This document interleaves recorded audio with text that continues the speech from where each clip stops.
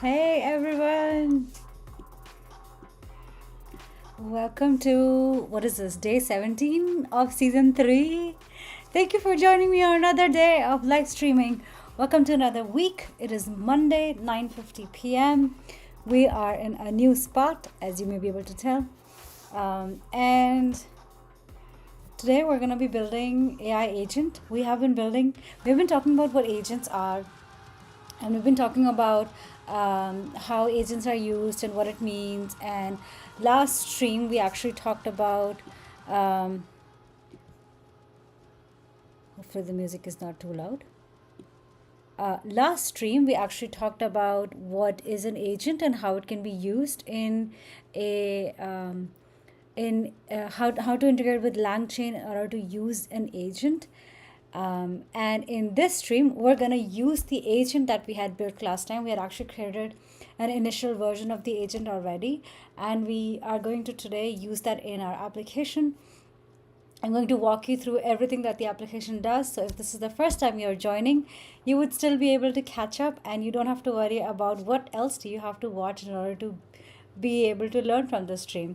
I got a lot of questions from people who said that this may be their first stream, or maybe they're catching up in between, and how can they catch up with the stream, and how can they still gain information and still gain knowledge. So I will recap everything that you need to know, and don't worry, we will understand everything together.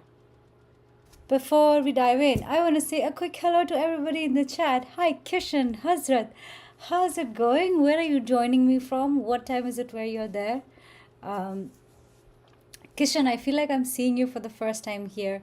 And Hazrat, I have seen you before. So how are you all doing? Thank you for joining me. Hitesh, how's it going? Welcome back. I have my drinks and I have my snacks. I'm ready. Ready to build an agent with the two things that help me a lot when coding.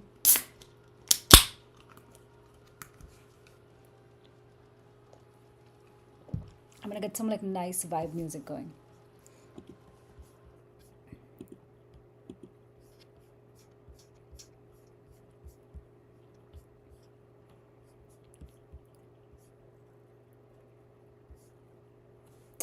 Joining from LA. This is my first time joining live. Awesome. Well, welcome. So glad to see you here live. Hi, Willis. Hello, hello. Morning, morning, and evening to you. I missed last two streams actually, and I'm not able to find day three stream in the videos. I will try to catch up. You know what? Let me see if I can find day three for you. But don't worry about it if you missed it. You will have everything you need to know in this stream. And if there is something that I feel like is a prereq, I will point you in the right direction. So don't worry, I got you. Let me find the day three as well. Day three. Actually, I don't even see day three.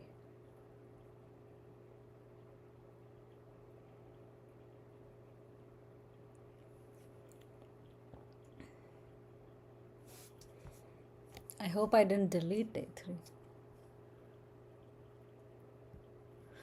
You know what? I think I have the wrong thumbnail for day three.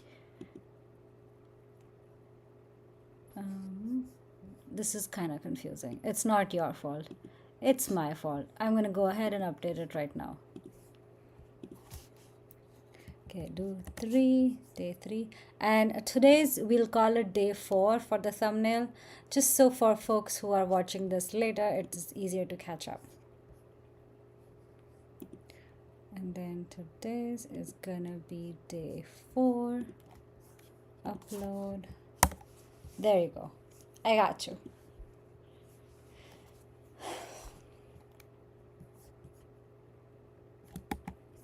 Okay, Kavita. Hey, mom. I changed my username finally. Finally. Hi, Ryan, joining from Nairobi. Wow, that's so cool. What time is it there where you are, Ryan?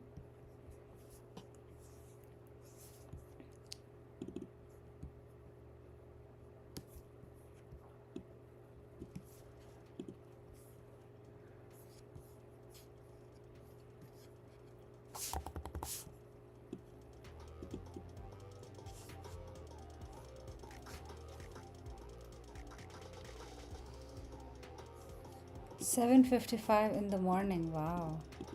Thank you for joining me early morning.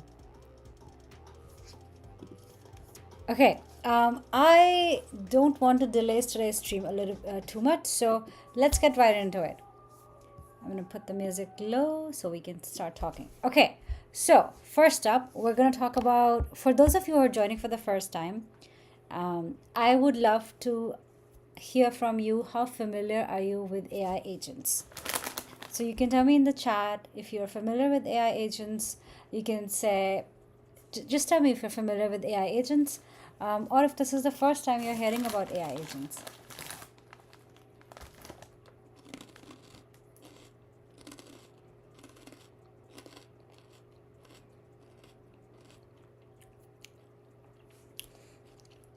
Before I get started, I want to quickly introduce myself and the stream.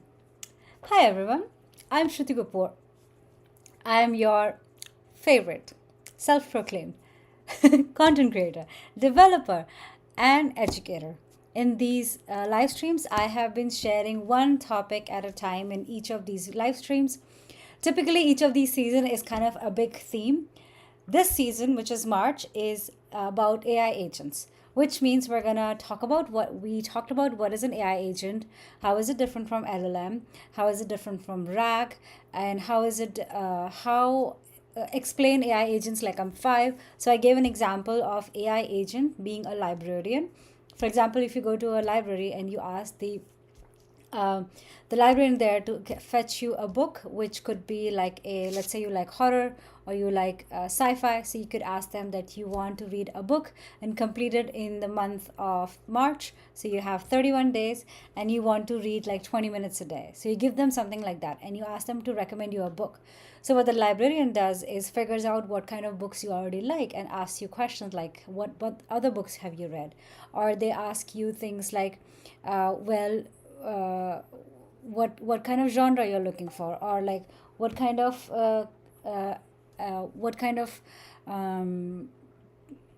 authors do you like. And based on that, they find out in their catalog what kind of books are available and what books would be able to be finished within 20 minutes every day for 31 days. And so, with that, they give you a list of recommendations. They go and find the books for you or help you find the books and fetch those books for you. So, what the agent here is doing is they are not only recommending you, but also asking for feedback from you, asking you what kind of genre you like, bringing you a book. And then, if you like that book, they suggest you more books like that. Or if you say, I don't like this book, or I've already read this book, they go ahead, refine their task, and go ahead and take that feedback in and go ahead and find another book. So that is an agent. LLM, the librarian here is autonomously fetching books for you, figuring out a goal that you have asked, which is get you a fiction book or a sci-fi book, and find out what options are available. So find out the task and autonomously fetch that book for you. That is an agent. Now, I released a video this morning earlier where I talked about the difference between agents, LLMs, different design patterns of agents. I'm going to link that video right here so you can go check that out. And that video is an accompaniment to this live stream. So go ahead and watch that video whenever you have time after this live stream, because that will be really helpful. AI agents, and this is an explain me like I'm 5 as well, so there's no code in it. It is very easy for you to understand if you understood this librarian example. And then I also talk about like how is the librarian different, or like how is the agent different from LLM, how is that different from agents, from RAG, and what is an agentic workflow versus what is a non-agentic workflow. So this video is going to be a great prereq for this live stream. Let me see. In the chat, people are saying no idea about it. Hi, Anis. Familiar with them, use them a lot, now thinking of making one. Oh, that's awesome. Great job, Sanket. I have a vague idea about what they are. Perfect. I've been hearing about them here on Twitter, not really familiar with them. Perfect. Okay, I think we're all kind of in the same boat. Like some people have used it, some people are super new to it, and then some people are exceptionally smart and already building their own agents. So you know what, in this live stream we're going to go from not knowing anything to like becoming extremely smart, exceptionally smart, and we're going to build our own AI agent. Last live stream, which happened on Thursday last week, I shared actually I'll share the video for that as well.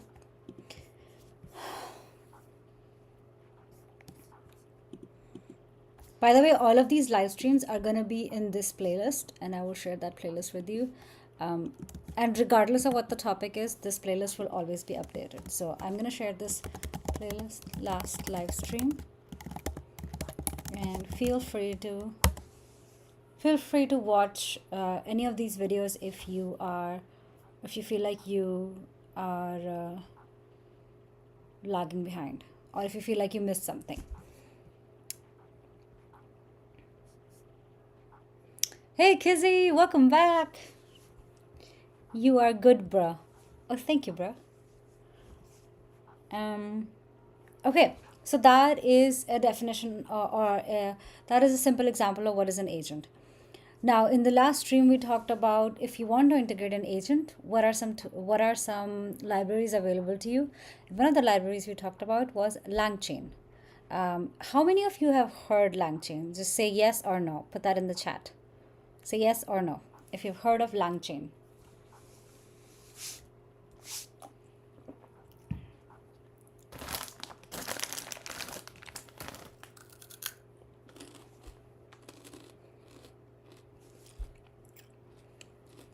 Okay, some people have heard of it. Use LangChain, perfect.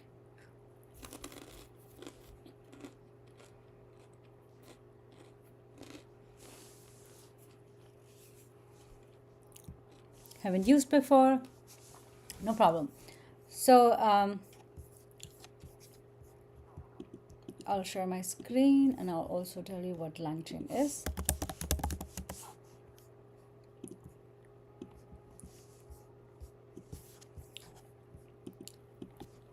Heard it here in the stream. You heard it here. What about Pydantic also? Vectors DB. Me in a web scraping project I did. Vectors DB. What do you mean by Vectors DB?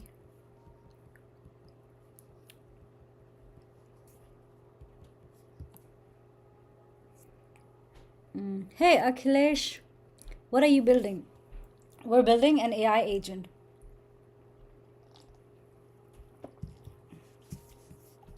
Okay, I'm gonna share my screen. Let's see what screen is sharing.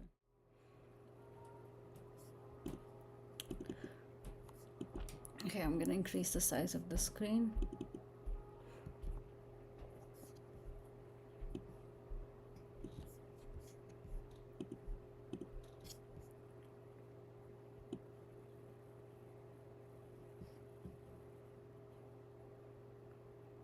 Okay, how is that? Is that good? I hope it's not too pixelated. If it is, let me know. This is a new screen for me today.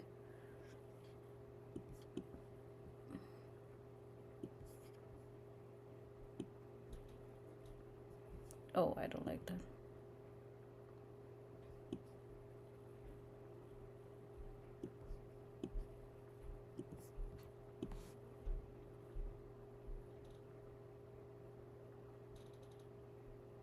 Okay, cool.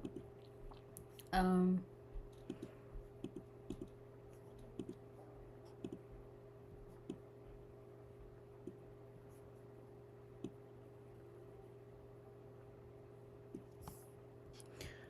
Using JavaScript or Python. Ikamjot, welcome back. Thank you for the nice word about 3K. Yay! Oh my god, it feels like it's been such a long time for 3K, but if you look back, it was actually on February 28th, which is only 17 days ago. It feels like such a long time ago. Okay, so what is LangChain? So LangChain is actually a framework which can be used to interact with a bunch of different AI models. Typically, we have been using OpenAI model in this stream, but you can also use it for Claude Sonnet or Google's. And what I like about LangChain is that instead of integrating with each of these LLMs separately, you can actually just use this framework and when you want to change something, you just update your LangChain. You just like switch from OpenAI to Sonnet using literally here. Check this out. Literally just one line of code, and everything else kind of stays the same. So that way, it's really nice because now you can just like focus on building your code, and you don't have to worry about which OpenAI model or like which function it is using. So that way, it's really cool, and that's what I like about LangChain. Another thing I like about LangChain is that I hate integrating with like I hate calling the developer experience of LangChain. I like it a lot better than having to integrate directly with OpenAI, which is why I chose LangChain route. Now, what I really like about LangChain though is that LangChain has another product called LangGraph, which is actually their recommended product for building an agent. Building it with LangGraph is super simple. Are you using LangChain JS or LangChain Python? I'm using LangChain JS. So all of the code that I've written is going to be all in JavaScript. Actually, the code is already in a GitHub. So let me share that with you. Here you go. So in the previous stream, we talked about like LangGraph, and we talked about how to integrate with LangGraph to build an agent. And I'm going to walk you through what we did last stream. And now again, if the code is too small, please let me know.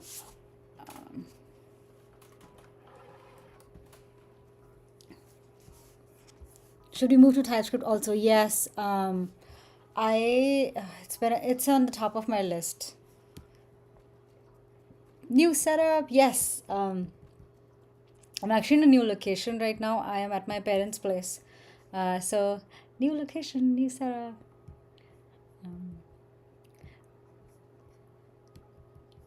Let's not call it an AI agent. Let's call it Jarvis. Jarvis recreation fully would be so cool. I know, right?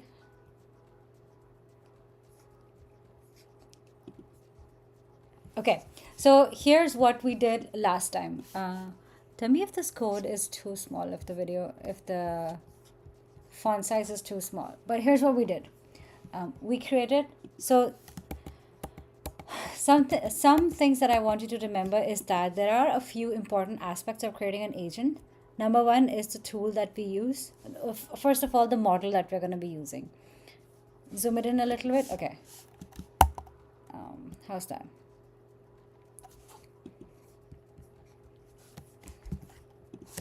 Okay, so I'll write that down here. So agent, some of the essential parts of an agent is um, the model that we're going to be using.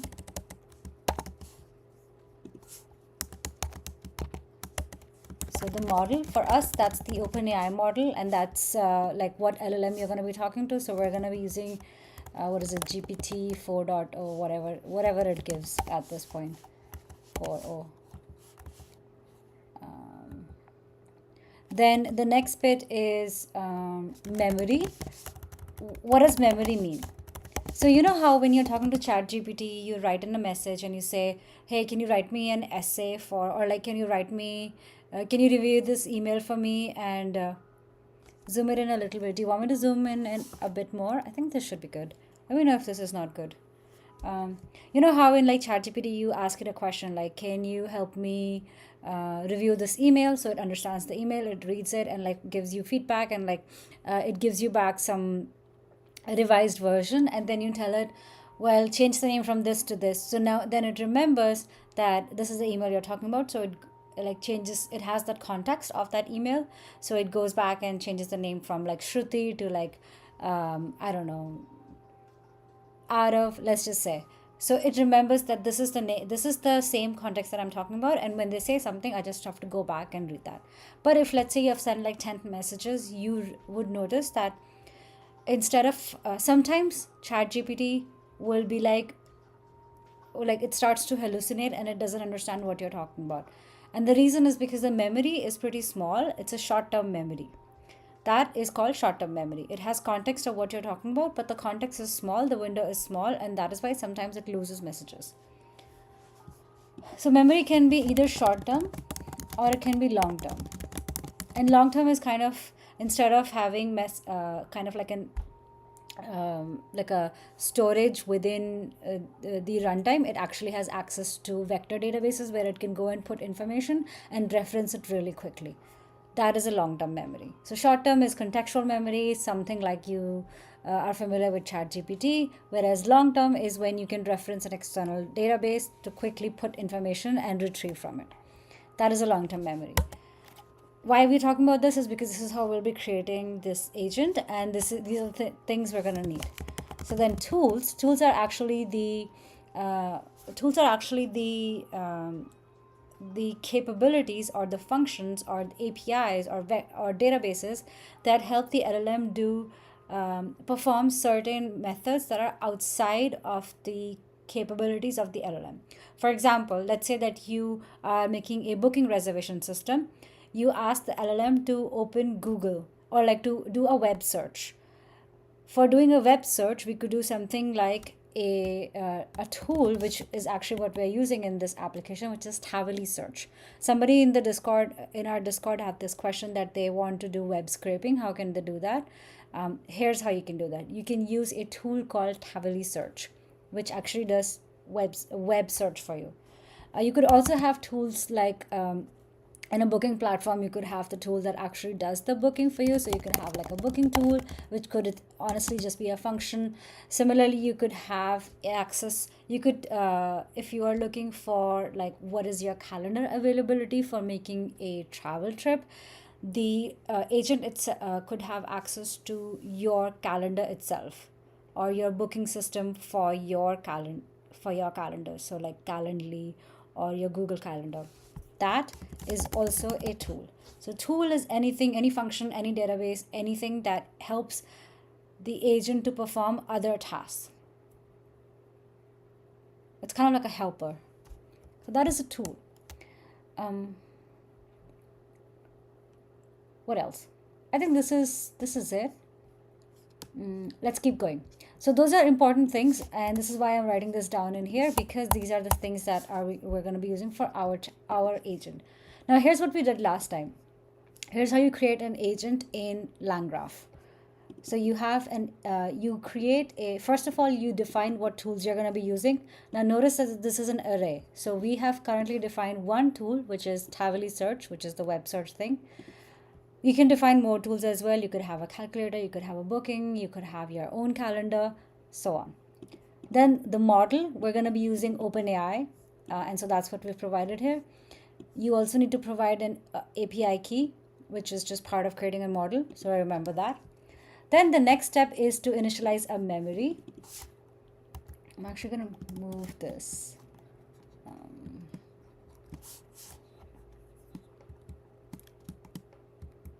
Here.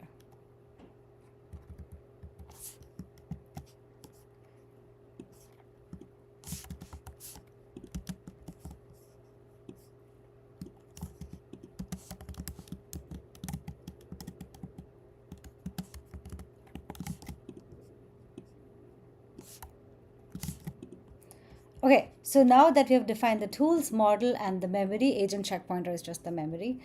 We can now create an agent by calling this function called create react agent. This react is not the same react that we know as web developers. It is, what does it stand for? Is it research?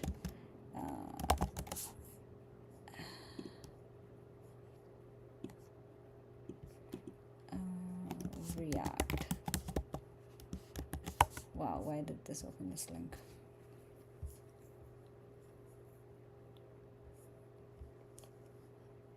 Oh, reasoning and acting. That's what that React is.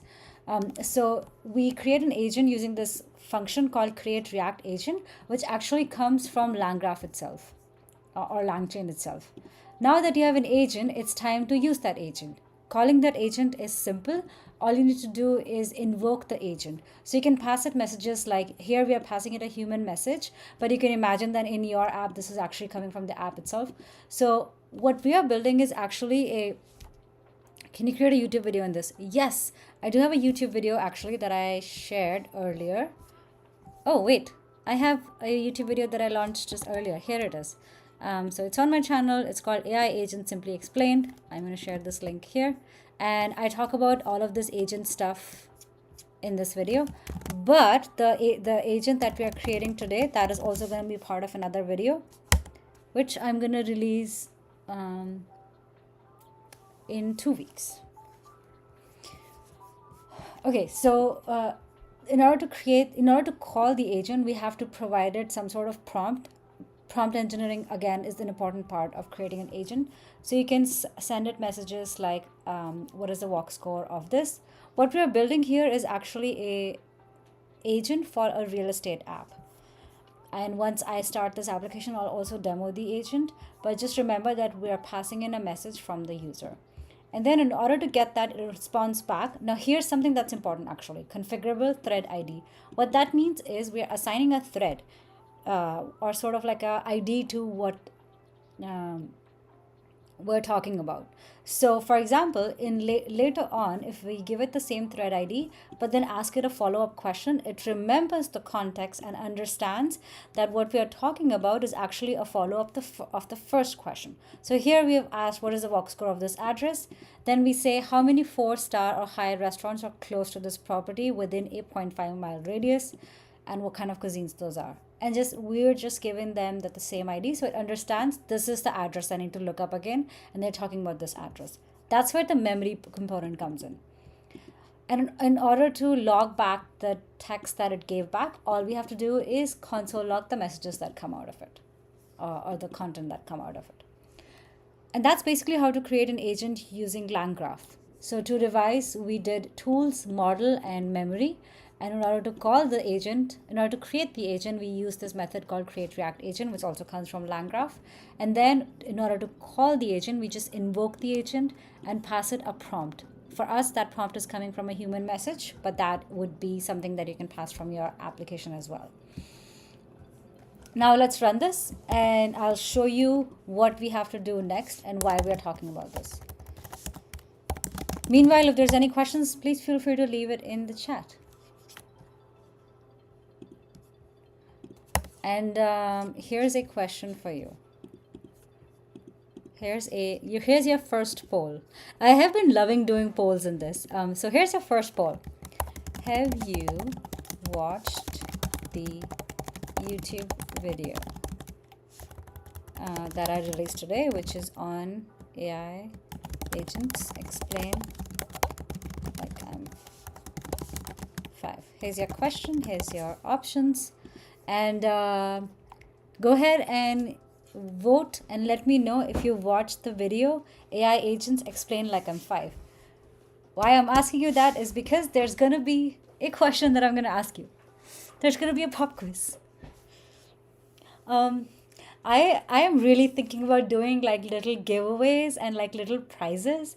Um, so if there's a prize that you think you would love to have, let me know. Maybe like a sticker, maybe like a digital sticker, or actually like a hard like a sticker itself, like a hard copy.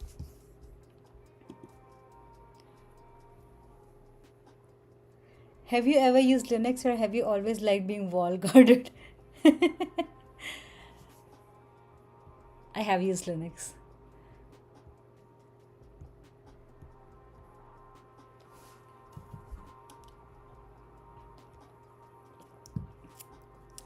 Oh my god, Kizzy, that was the question. Red turtles paint murals. What does this stand for? Everyone tell now. Yes, hold on. I'm gonna pin you a message. That is the question. And I think now I have to make another question. Oh, I know exactly what question I'm gonna ask you.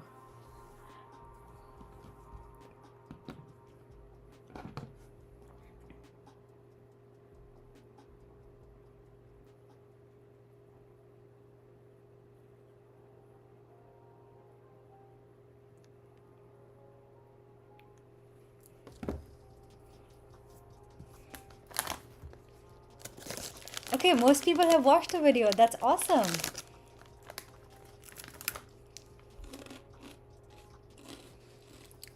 For those of you who have no context about what I'm talking about, it's this video.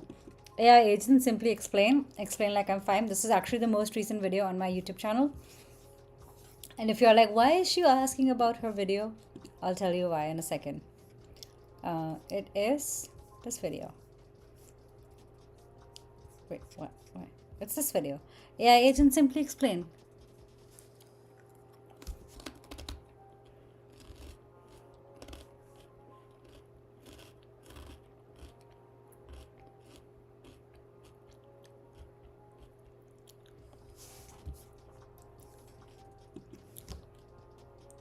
Do you know the new version of TypeScript is going to use Go compiler? I'm currently learning Go. I know.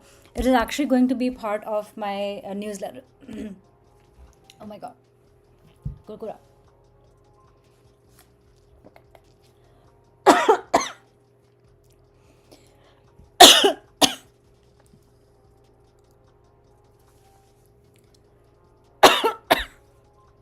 Oh.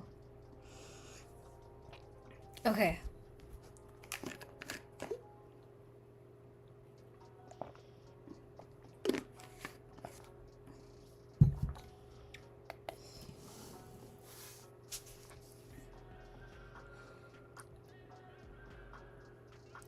Yes, it's going to be part of my newsletter tomorrow.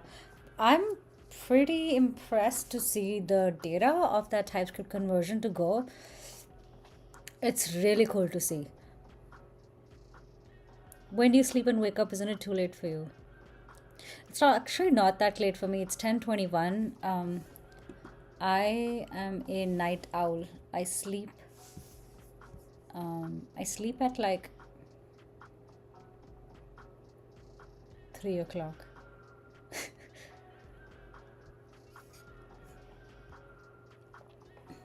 Okay, let's see what people have said. All right. Okay, most people have said yes. Awesome. Beautiful. Okay, so the question is the question that Kizzy had asked, which is, what does red turtles paint murals stand for? And Kizzy, don't answer it because I know you know the answer. Paint murals. You were here the last stream. I know you know the answer. So, what does red turtles paint murals stand for? What does that mnemonic stand for?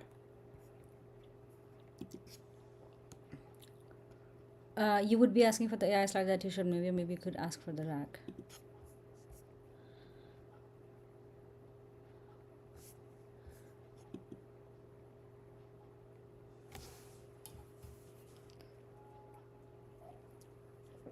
Meanwhile, you do that. I'm gonna get my environment running.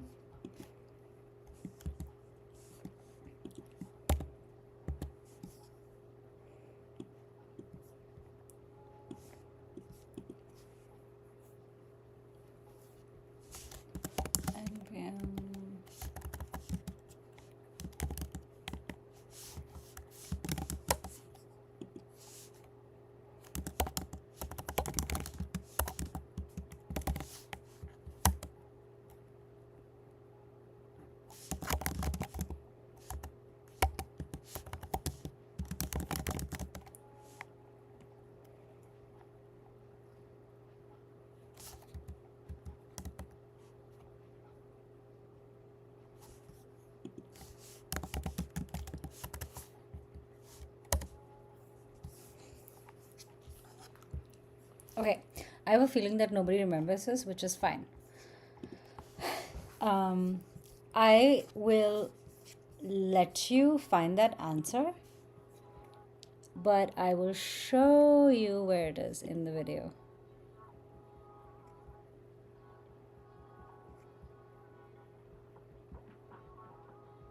Okay, there it is. Red Turtles Paint Murals. 11:31. So at the end of this video, I'm going to ask you another question, which is I'm going to ask you this question again, which is what does Red Turtles Paint Murals stand for? So you have some time to find out the answer. But it's okay, no worries. It is a hard question.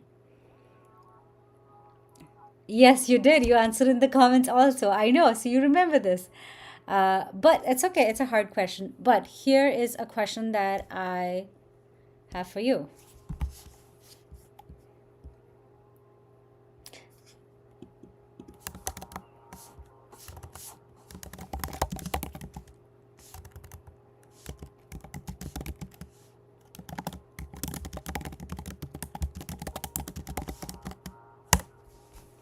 What does RAG stand for? Oh, I forgot to put this in YouTube. Hold on. Here, you're gonna have to see this message again. What does RAG stand for? Let me know what you think.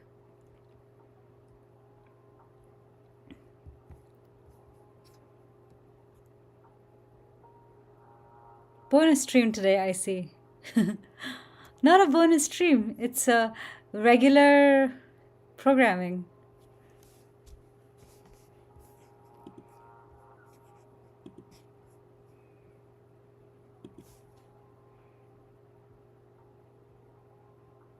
Retrieval augmented generation. Exactly, correct. Most of you know this, which is awesome. So now here's my question for you. How is a RAG different from agents? Because agents are also looking up for information, and then RAG is also specific information. So how is it different?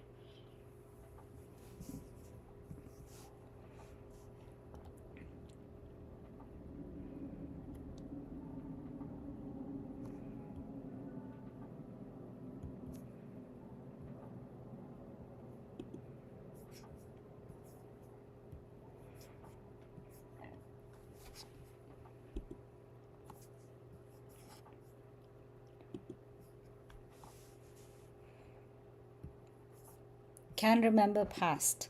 I'm guessing you're saying that agents can remember past, and that is correct. They can remember past, and the reason is because they do have access to memory.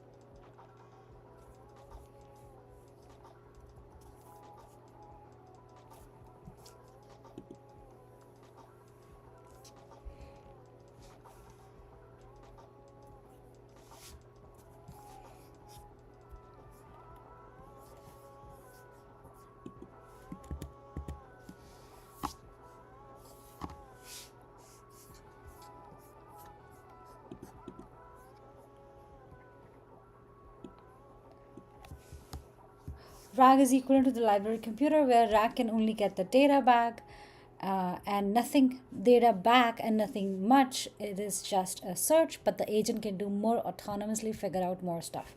That is correct. So the idea between RAG and the difference between the RAG and agents is that RAG is retrieval augmented search, which means that retrieval augmented generation, which is you can augment where it is retrieving the data from. So instead of the librarian looking at the specific database or the catalog of the library itself, you can tell the librarian to look up goodreads.com, find out recommendations from there, or use that as its data source. So you're augmenting where it can retrieve data from. So you're enhancing the output it can give. Whereas agent is the body or the entity that does the task of performing the search. retrieving that data, giving it back to the user, understanding the feedback that the user gives, refining its results, and figuring out what is a better recommendation for it. So it's different from RAG because it does a lot more than just search information. It actually is able to take task, break it down, take goals, break it down into actions, break it down into tasks, perform those tasks, figure out feedback from each of those, and use that to um, refine its results and refine its feedback until it arrives at the result.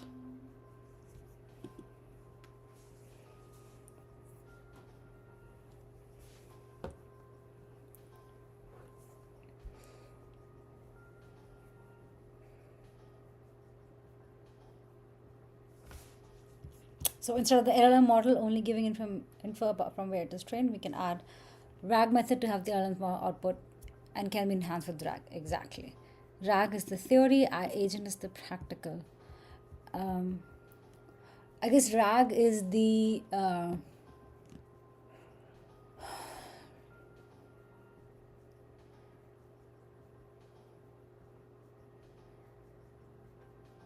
RAG is kind of modifying the data source, which agent can use to search, to perform search. So let's say that the librarian is only looking at the computer of the library. When you perform RAG and tell the librarian to not only look at the database of the library but also Google it up, or maybe just use like Amazon reviews or something, you're doing RAG. You're changing where it can look for information. But librarian in this case is the agent who is performing the actions. So RAG modifies how agent and how LLM search. So with that clarification in mind, why I want to share this is so it is clear what RAG does and what agents do. Agents in this case is the autonomous workflow, is the cyclical workflow that understands user feedback and continues to refine, continues to break down a goal into smaller tasks in order to make sure that the results are optimized. It's optimal results.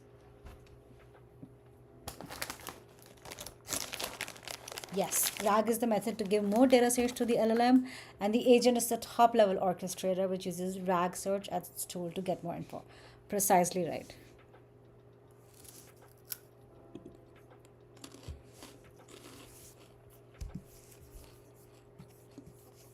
Okay, let me show you what the app what the app does that we have built so far. So, any of you were any of you here for season 1? I can already tell some people who were there, but were you guys here for season 1 of live streams?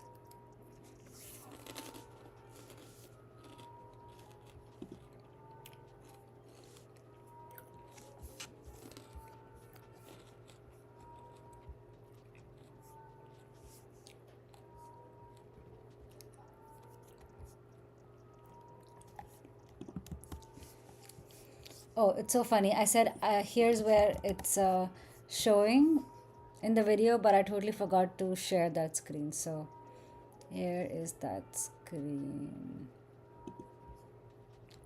Here. Red turtles paint murals. This is actually from the video. And I'm going to ask this question again towards the end. I was here in all seasons. Yes. Right, ChatGPT, Agent Manu's AI. Oh, yes, correct. Except ChatGPT would be the LLM, not RAG. RAG is, okay, I'll give you another example. RAG is, let's say that you are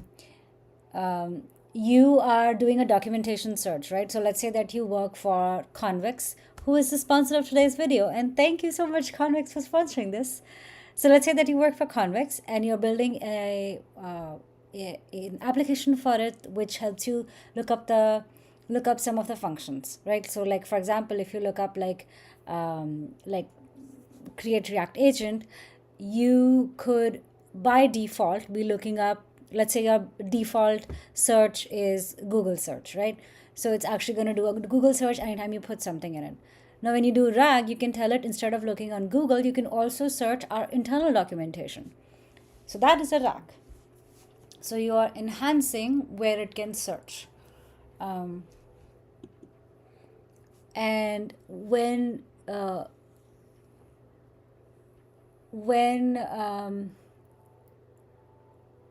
when we build an application that does searching and does the job of like googling or using the RAG and finding out the answer autonomously by itself, that is an agent. Then another question is, what is the difference between RAG and LLM then? So then LLM is the data that the agent was trained on initially, like the static data that the agent was trained on. Agent's data can be enhanced using RAG. So for example, ChatGPT, LLM. ChatGPT's documentation plus Convex's documentation, RAG, right? That is Convex documentation here would be RAG. So hopefully that makes sense. So ChatGPT is not the RAG here. It is looking up documentation for your own company. So modifying where you're searching would be RAG. Making it more specific would be RAG. For example, let's say that you're building like a chatbot. So instead of searching the documentation of entire GitHub, it is also searching documentation within Slack itself. So you're modifying the search or source. So you're saying, in addition to searching on GitHub or in addition to searching on Google, search our internal Slack as well. That is RAG. Oh hey, Maud is here. Arjun, welcome. I'm doing great. How are you? Good to see you. It's been long.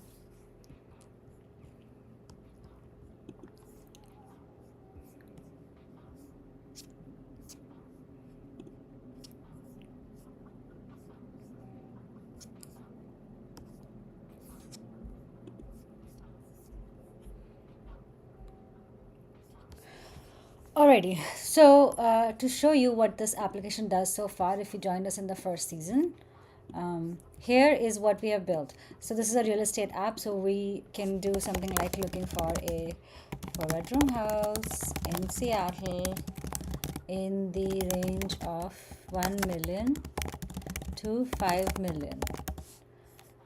So that's what we can do so far, right? And then if I hit search, it actually like, there's some weird UI stuff happening, don't worry about that, but it'll actually take in this parameters that it's sent, and it'll find you houses that it feels like matches the text that you sent. Now we could actually make this even better and say that something like, I'm looking for an apartment for a, I don't know, 1-bedroom apartment in the part of town that has nice restaurants and is walkable, right? So if I do this, it has no idea what you're talking about, right? So it's like, oh, I don't know, like 1-bedroom apartment. Okay, got it. That's all it understands. So, but it'll send you like recommendations that are all over the town. Like for example, I don't know if any of these are walkable, but as you can tell, it's actually just understanding that you have written 1-bedroom apartment, so this is the place that has 1 bedroom. That's all it understands, like 1 bedroom, 2 bath, 2 bedrooms, 1 bedroom, but it doesn't understand the walkability part. So that's what we're going to build. We are going to build a better real estate app for people who are looking for houses and apartments by building an agent in it. So As of now, our application understands this part, one bedroom apartment, but it doesn't understand this part of town that has nice restaurants and is walkable. This can actually be part of, if you were here in the first part of the stream, first season of the stream, you would remember we have something called nice to haves, which is I want a backyard, I want a nice school district, stuff and things. So we can use these features, which is nice restaurants and walkable, for our nice to haves, extract them out as our nice to haves, and then use that, pass it down to our model to rank these places based on the walkability score, which basically, if you don't know what it means, is that how walkable a place is. So if you live there, if you have to go to a restaurant, do you have to walk like 20 minutes, or do you have to walk 5 minutes, or do you have to like basically drive if you want to go to a restaurant? That is the walkability score.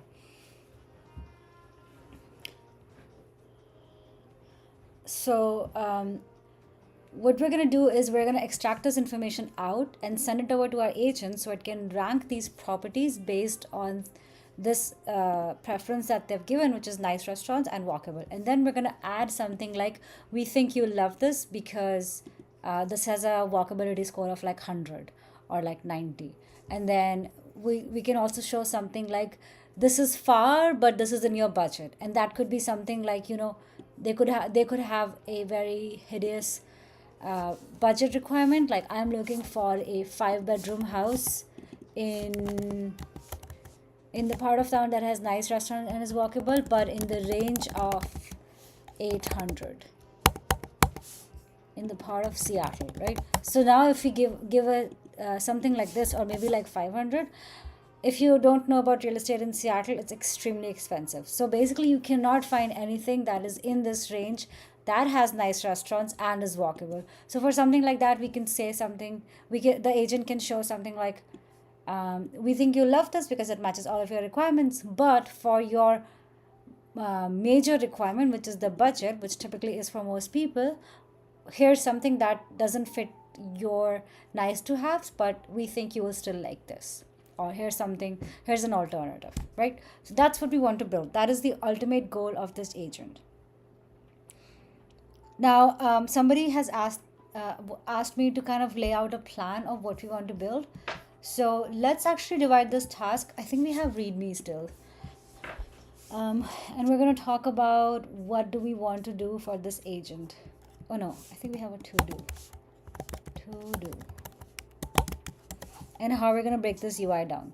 So I'm going to remove all of this, and I'm going to add season 3.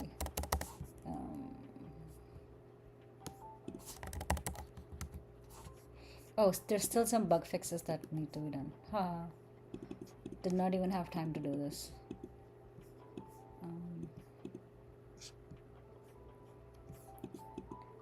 Actually, this is already done. Good, second issue, remove this. Show recommendation properties in the UI. I don't think we have done that yet.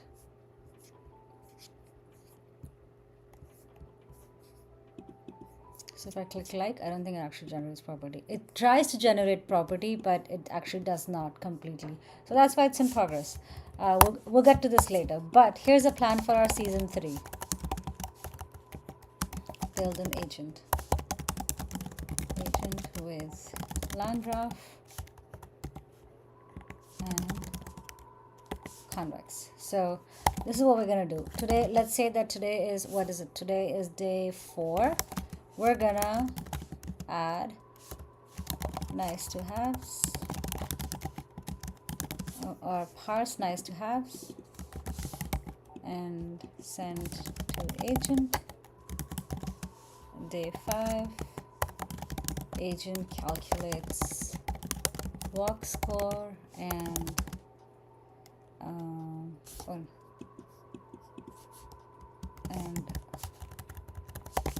other nice to haves. I don't know why I said walk score, but let's just keep walk score. One of our nice to haves will be walk score, just as a test, and other nice to haves. And then day 6, rate properties based on nice to haves, and day 7 will be UI updates. Okay. This is just a rough plan. I don't even know if we'll be able to follow this plan, but let's keep this. Today is day 4. This is what we're doing today. Parse nice to haves and send to agent. At this point, I'm going to take a quick pause and see what the chat is saying. How are you getting the images to the UI? So these images are actually coming from the database, from the API that we're using for fetching this.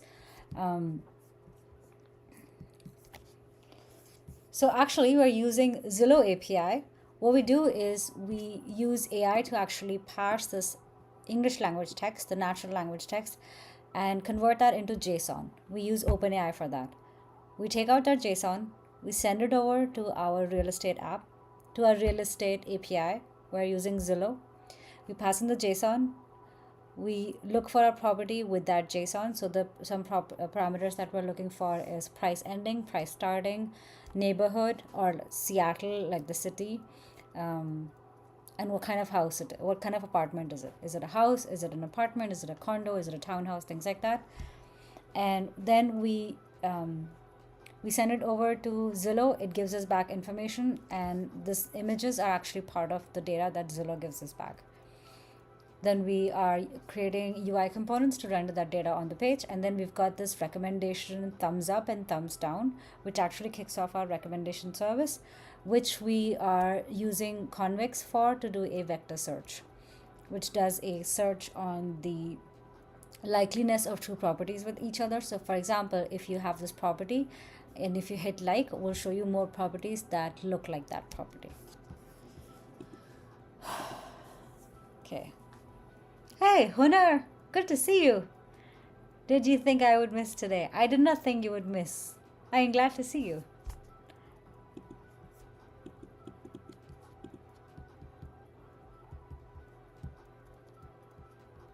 Kushal, how's it going? Which AI do you think is best for generating human-like text and has an API? Sterling, good to see you. Kushal, for human-like text, what do you mean when you say human-like text? Do you mean English language text? And has an API. OpenAI is pretty good at that as well. I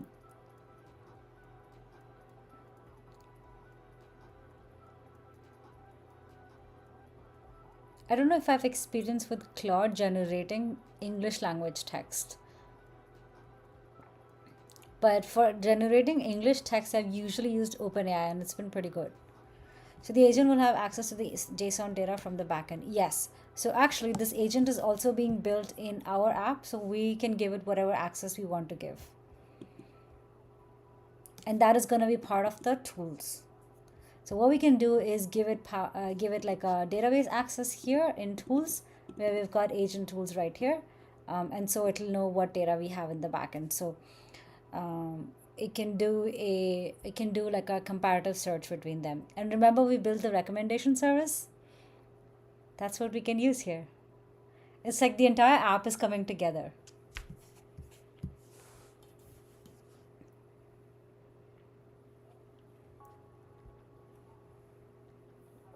The message in English.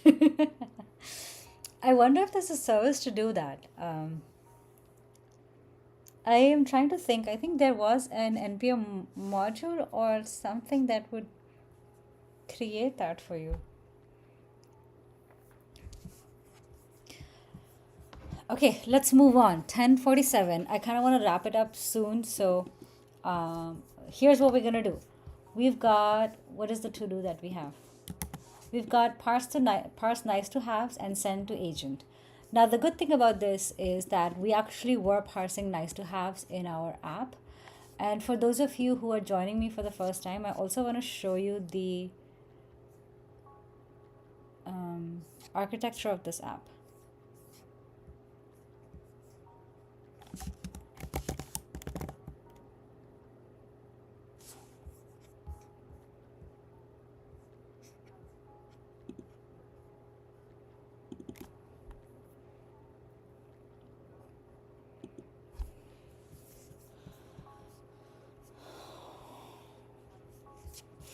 Claude is definitely good for coding, yeah.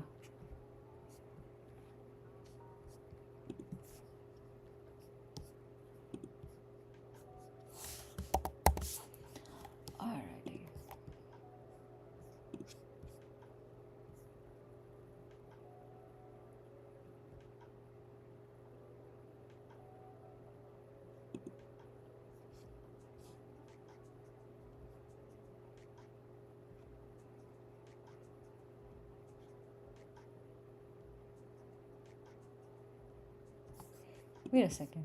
What?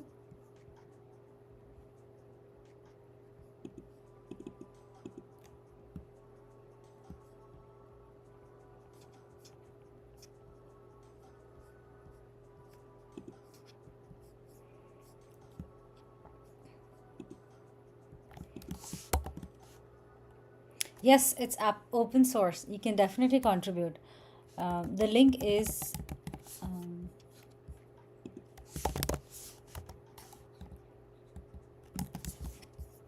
this is the link, Learning AI.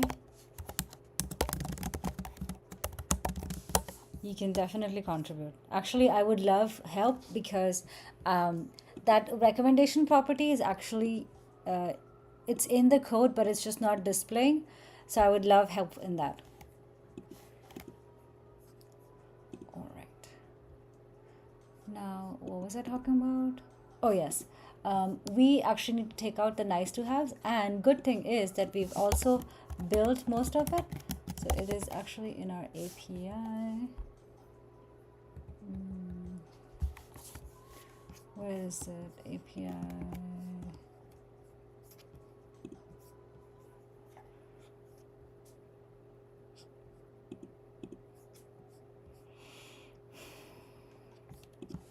Is it server.js? Yeah. Parse properties. Okay, so we are actually getting the nice to haves in here. We've got requirements. We haven't actually created nice to haves, but it is coming in from, where is it? Parse English language. Oh, LLM. LLM.js.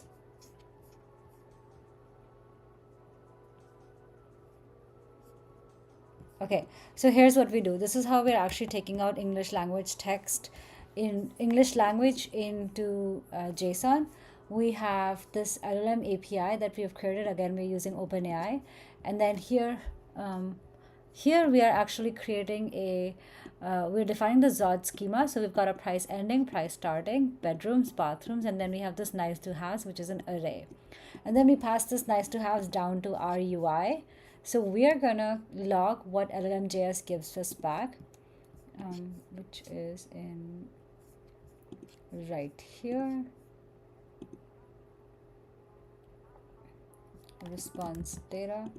So let's see what this gives us back. Response data.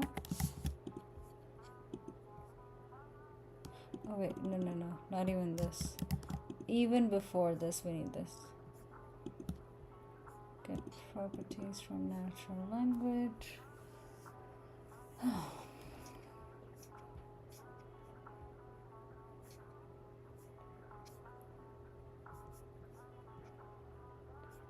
Parse properties is server.js. Parse.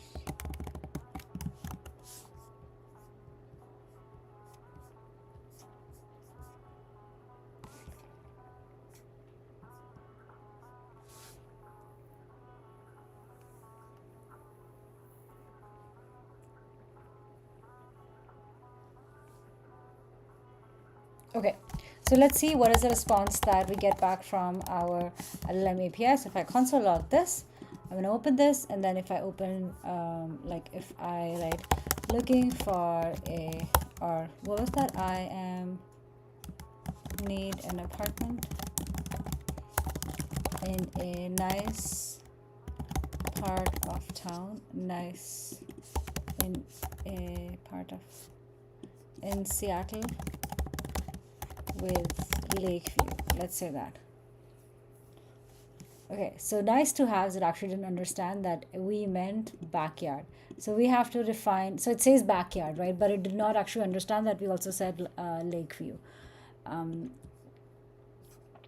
then for the price ending, it basically gave the default value that we gave it, which is what we expect. So let's go ahead and update that nice to haves. We have to update the prompt because it did not understand what we said. So we're going to say describe nice to have additional preferences of the user, preferences of the user, such as front yard, backyard, nice neighborhood, proximity to schools, etc. Return backyard. Okay, let's try again. So now if I hit search and expand this, let's see what I get. All right, so I got front yard, backyard, nice neighborhood, proximity to schools, Lakeview. And that is because I got all of these additional things that I have not passed. If nothing is passed, return empty array. Let's do that. So let's return empty array if nothing was passed. So now if I search, okay, good. So now that was a good prompt because now it understands that I said Lakeview. I'm also going to update this with need an apartment in Seattle with Lakeview and close to, I'm just going to say bars. Okay, so now it understands that what I'm looking for is Lakeview and close to bars. Perfect. Prompt is working.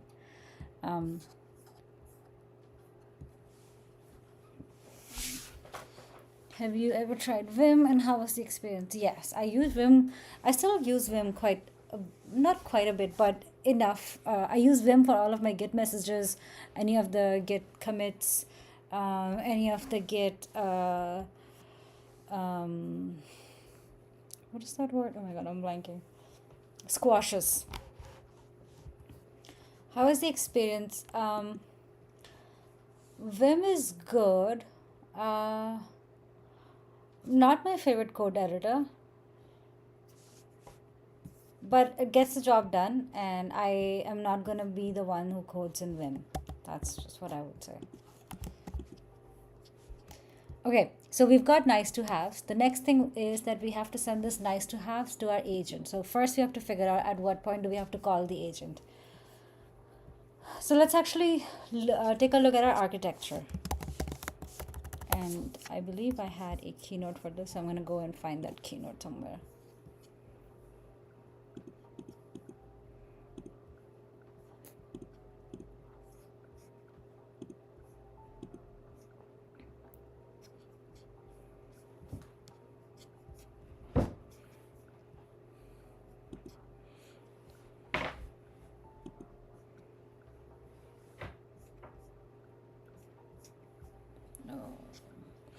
I don't want to find it right now. Maybe later. Okay, so what we have to figure out basically is that where do we have to call this agent? So let's think about this. So what we do is when we hit the search button, to use NVim, NeoVim. I have not used NeoVim.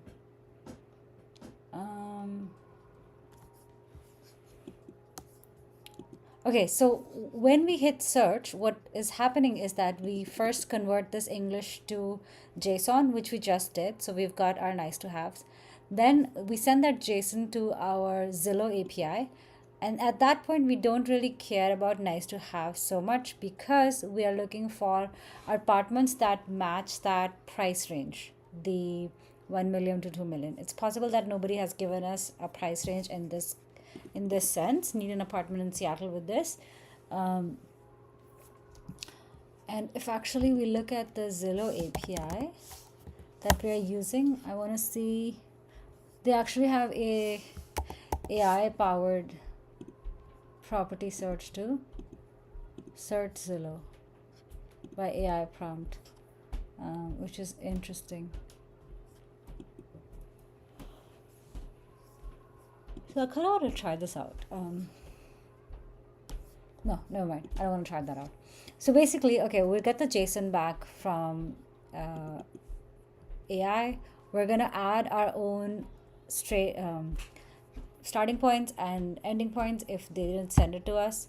And then we are going to send that over to Zillow, and it's going to give us back a list of JSON. That is concrete. That's what we need to do. That's what is going to happen. And after that is when we can add our agent. So when we get that all of that data back from our Zillow API, at that point we're going to use the agent to automatically rate some of those properties based on their nice to haves.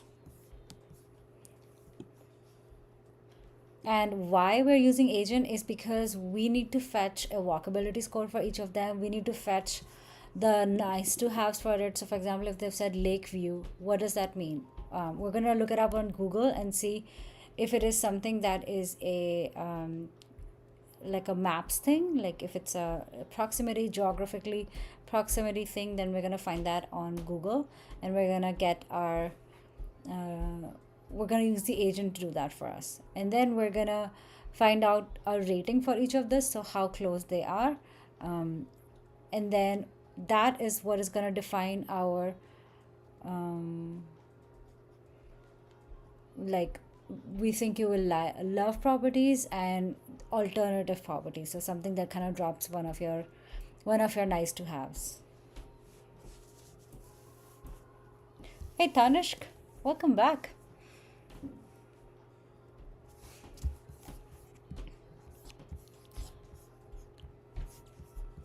Alrighty, so where are we in our to-do list? We've got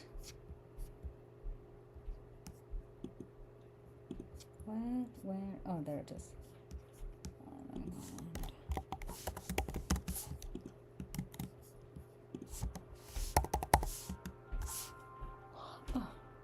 Okay, send to agent. So now what we're gonna do is we have this nice to have, and then agent.ts, we're just gonna keep it here.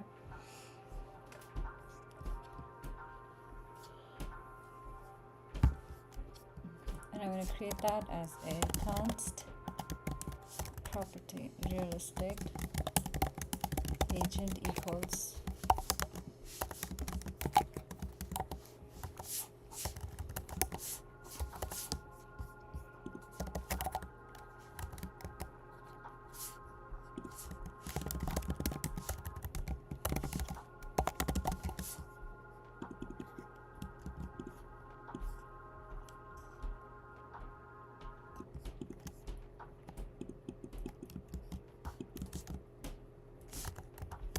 get that data out of the agent, and then return that result. And this is called, I'm just going to call it async, and this is called real estate agent. So I'm also going to export this real estate agent at the bottom. Export default real estate agent. Funny, we just call it a real estate agent. Okay, where is my agent? Yes, it's in here. I've got source here, and I want to move this down into, what's an app?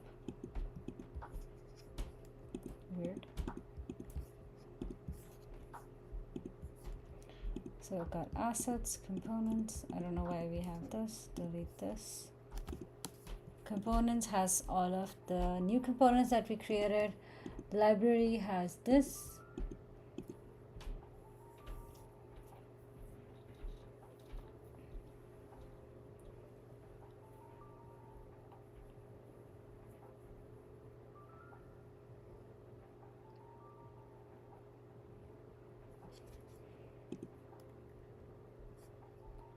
Create a new folder called API.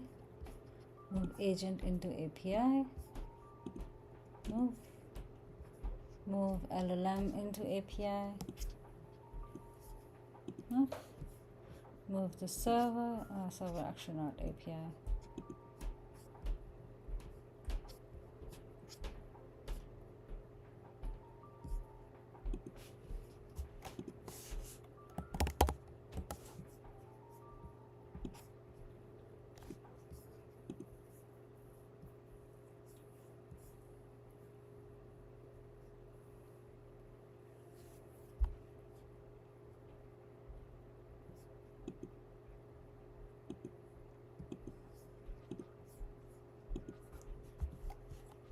Delete some extra files. Okay, I think it looks much better now.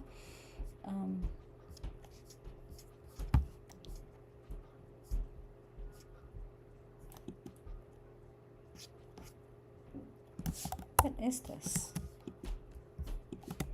I don't even think this file is being used anywhere. Oh, maybe it is. Alrighty. What were we doing? Yes, we have to send that that nice to have to the agent. And what we're gonna do is we're gonna actually stop at that, and we're gonna pass in. We're gonna say, let's say property details, and then we're gonna console log this property details. And now I'm gonna send my these recommendations to not the recommendation. I'm going to send these nice to haves to from my client side to my API/agent. So I'm going to send it to my agent. So in my, what function would that be? I think I have api.js. I've got fetch properties here, but even after I fetch properties, I've got who's calling properties response.send. This is /parse properties. Okay, after this I want to rank properties. So who's calling parse properties? I believe this guy is. Yes. So we get properties from natural language. Page param is this. This is where we're adding all of these properties to the page, right? Which is all data ref. And that actually comes from this function called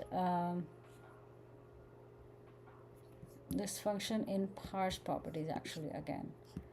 So we go back to here. Okay, this is where we log this response, and then before we send this property over, we actually fetch it from Zillow, and then we send that property response over. Now after this is when we actually have to rate these properties.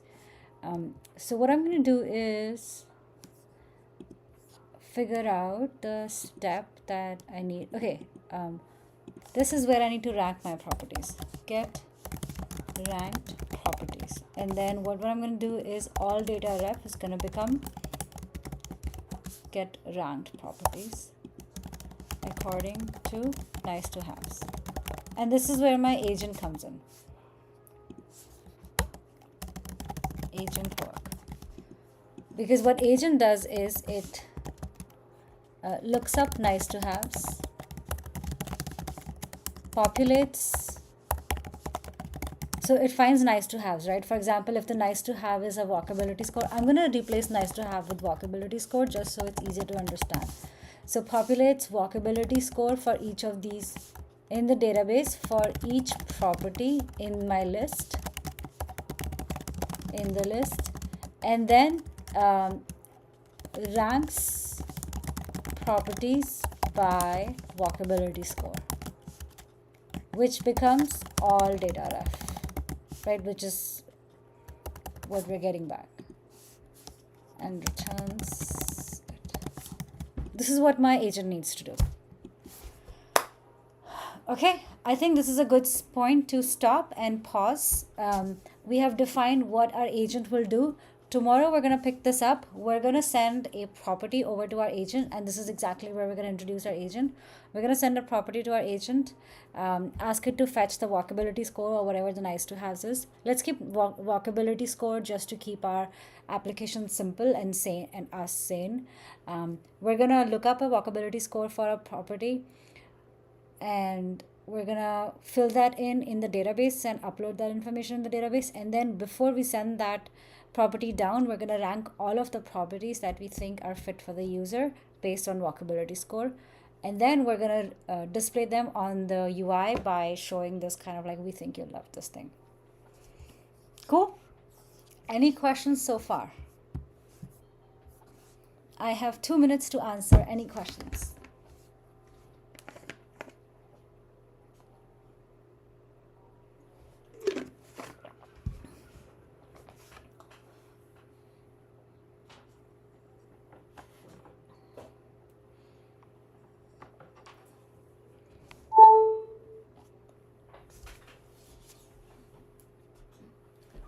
Okay, if you don't have a question for me, I have a question for you.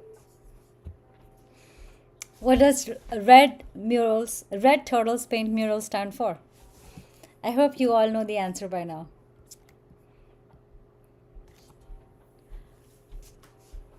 I see that 55% of the people have watched the video, which is awesome. Thank you so much, everyone.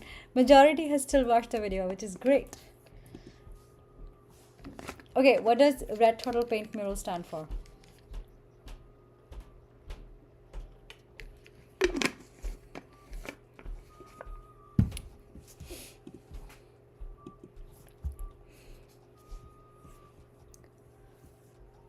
Do you remember where the walkability score we get from, or I have to remind you that? So actually, this is something that the tool that we have can do for us. It can look up the walkability score by itself.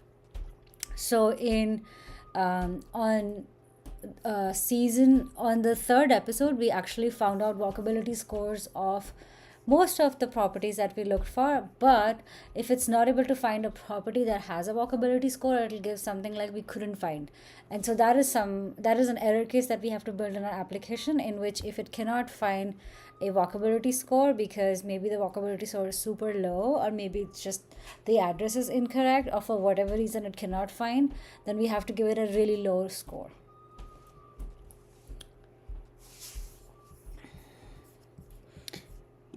Alrighty, so okay, who knows the answer to what does Red Turtle Paint Mural stand for?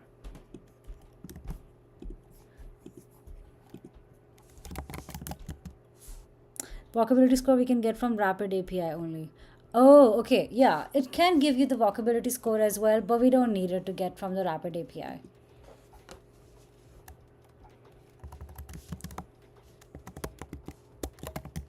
And the reason we are doing walkability score is because it is going to be one of the many nice to have that the user is going to look for. So for us, it's just an example of how to use an agent and how to integrate an agent and how to do it to do lookup.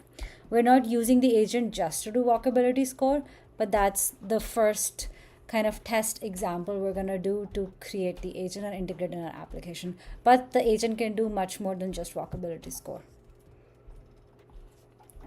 And the answer to Red Turtle's Paint Murals is reflection tools, planning and reasoning, and multi-agents.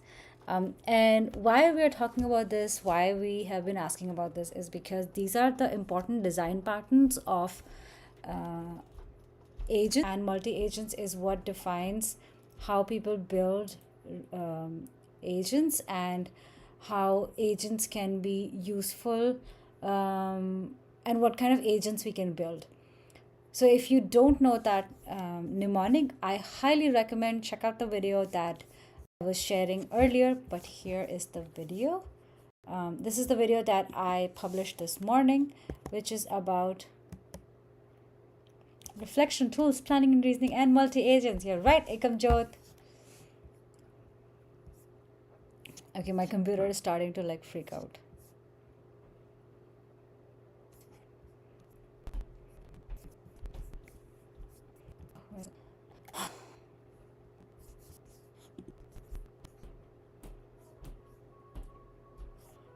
Okay, here is the video. AI agent simply explained. This mnemonic is doesn't make, I promise you, so I'll share in the chat. It'll make a lot more sense. What is an AI agent? Here's the video. A quick shout out to Convex for also sponsoring this video series, but also building an amazing platform that has been honestly so helpful in creating recommendations engines and doing vector search. And now we're gonna use that for our agent as well. So here is how you can try out Convex if you've never used Convex.